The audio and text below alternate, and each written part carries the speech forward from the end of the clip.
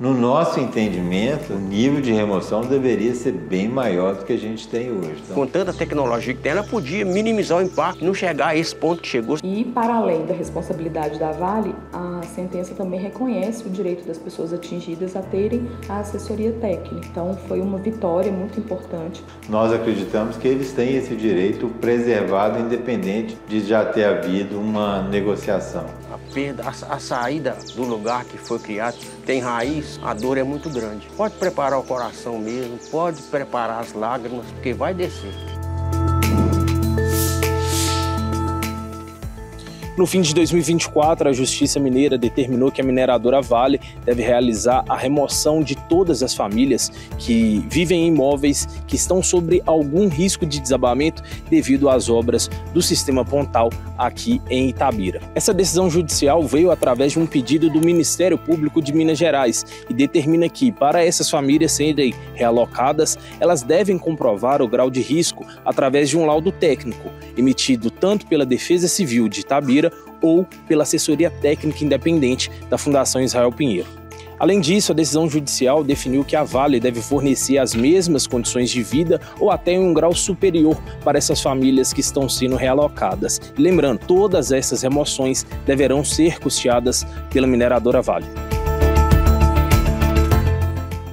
É algo novo para a gente aqui, porque assim, a gente entende que o número de remoções deva ser bem maior do que o até agora efetivado pela Vale, que foram de apenas 17 núcleos familiares. Então, dessas remoções determinadas por ela, a gente apresentou, então, na sequência ao Ministério Público uma série de relatórios que apontavam risco iminente de colapso em várias residências que estão no entorno do sistema Pontal.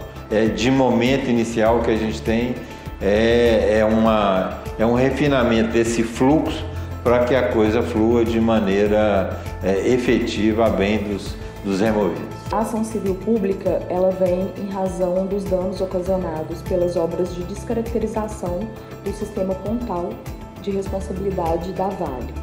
As comunidades periféricas ao sistema Pontal sofrem há anos muitos danos em razão dessa atividade da mineradora no território. A sentença ela veio justamente reconhecendo esses danos, assim como a responsabilidade da Vale em indenizar as pessoas por esses danos sofridos e fazer a reparação integral das comunidades atingidas. E, para além da responsabilidade da Vale, a sentença também reconhece o direito das pessoas atingidas a terem a assessoria técnica. Então, foi uma vitória muito importante para as pessoas.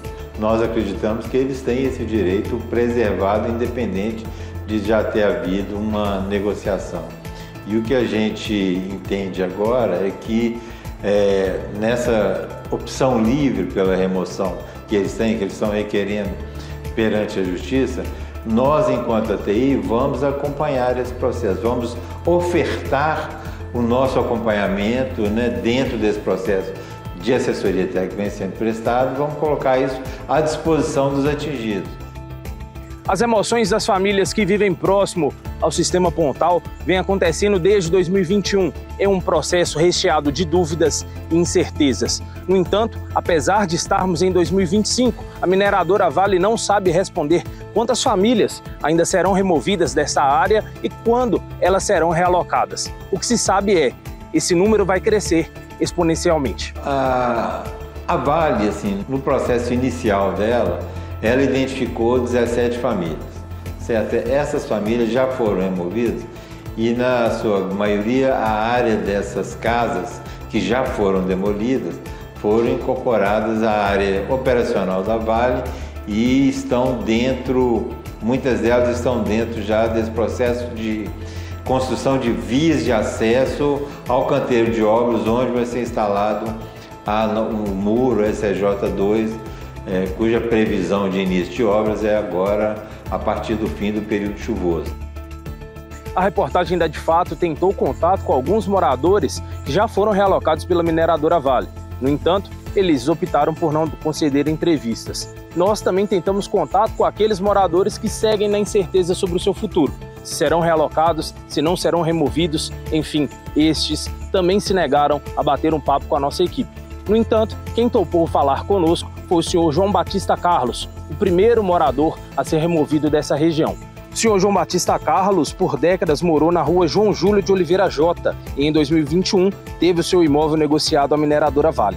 A reportagem, João Batista falou sobre qual é o sentimento de um morador que teve de sair da sua residência e contou como que ocorreu o processo da sua remoção, antes mesmo de sair a sentença judicial contra a Vale. É uma longa história que eu tenho que resumir muito. Quando eu cheguei aqui em 98, aposentei pela Vale do Doce, vindo de Carajás, comprei, vi esse imóvel aí, minha família gostou, minha mulher gostou muito, aí eu comprei. Eu não tinha intenção de comprar não, mas ela gostou e eu comprei. E fui mexendo aos poucos, fui moldando isso ao estilo de vida da gente. Aí a gente trabalhou para transformar isso num castelo, sabe? A gente tem uma vida confortável, uma vida de sossego, sabe? Aí aconteceu isso aí. Eu digo uma coisa, a gente deixou na casa o cheiro da gente. E o cheiro da casa está na gente até hoje. Não sai não, por mais que eu viva. Eu saí daqui na parte física, mas o espírito está aí, não tem jeito. Aí foi a melhor parte da minha vida. Depois de perdas de parentes, foi a pior. Chegar aí para mim foi uma felicidade muito grande. Sair foi uma tristeza avassaladora. Antes da assessoria técnica chegar no território, aconteceram negociações individuais com algumas pessoas que seriam necessariamente removidas. Essas negociações foram conduzidas pela Defensoria Pública ou por advogados particulares, juntamente com a Vale. Foi um momento anterior à chegada da assessoria no território. O que, enquanto assessoria, a gente sabe hoje é que essas pessoas, algumas pessoas que foram removidas anteriormente, não foram alertadas sobre a possibilidade de negociações coletivas, tampouco ouviram falar sobre a reparação que seria possível e que estava por vir no território. Então, a tendência é que essas ações individuais sejam suspensas e que as coisas sejam, de fato, resolvidas dentro do âmbito coletivo. A gente estava cobrando a Vale do Doce uma postura, porque a vida da gente ultimamente estava muito deturpada por causa de movimento de máquina. Os equipamentos estavam muito próximos da casa, sabe? Quando tinha movimento de máquina no caminhão, a casa trepidava toda. A máquina está passando perto do meu muro, está tremendo o muro todinho.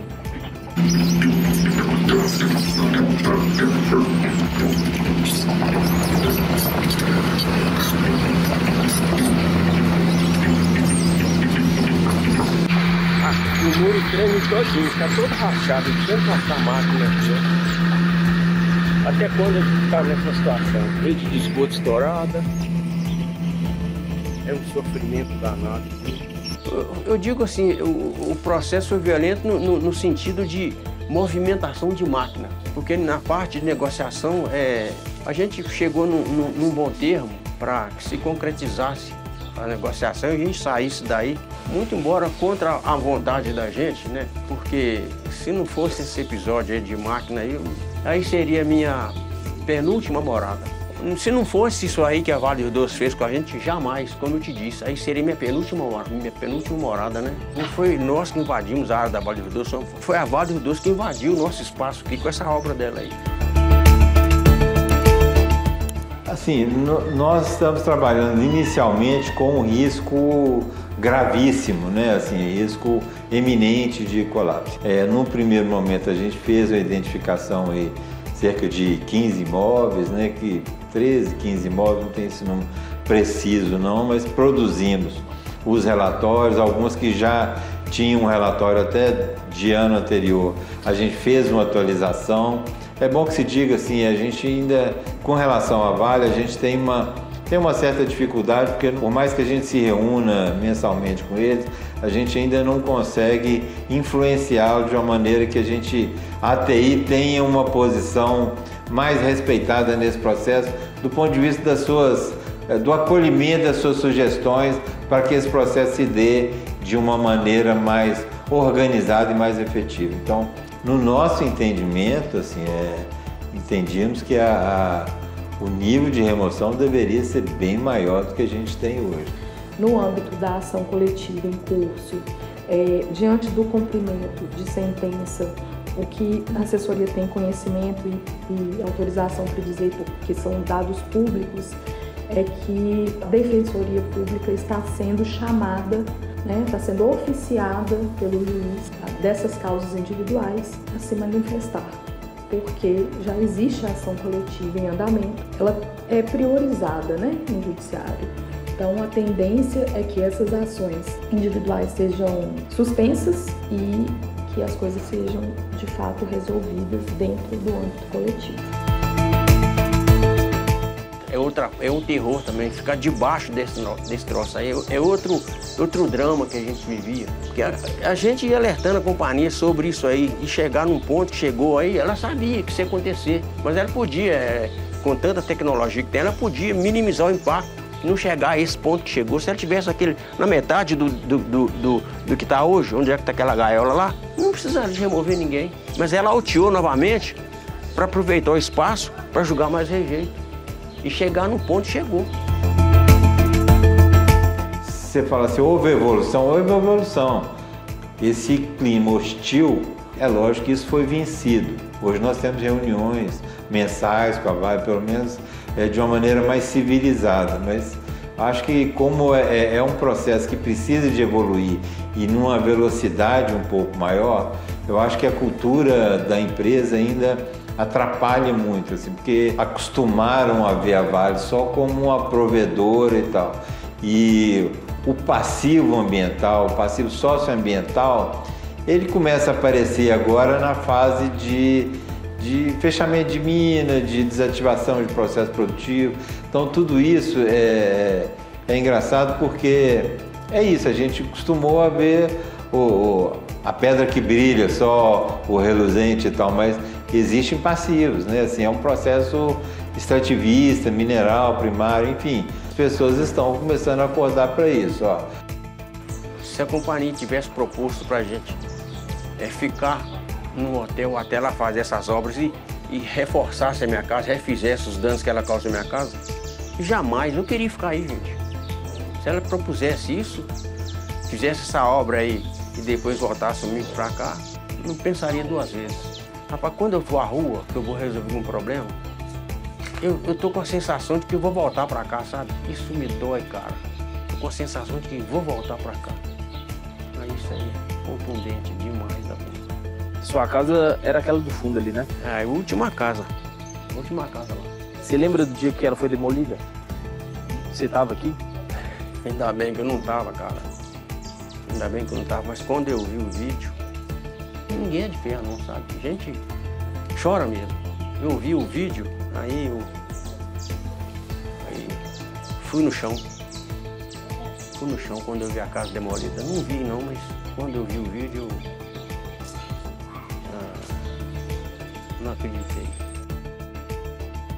Não é uma sentença definitiva, ela ainda está em grau recursal, a Vale recorreu sim, mas em paralelo é possível, que algumas partes dessa sentença sejam executadas provisoriamente enquanto esse recurso não é julgado.